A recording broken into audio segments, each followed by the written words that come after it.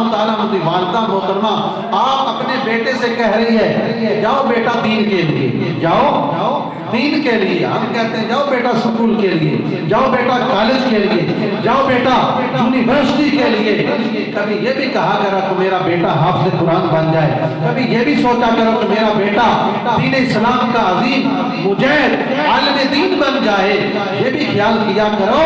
برادران اسلام اپنی اولاد کو جو ہے وہ دین لازمی سکھاؤ.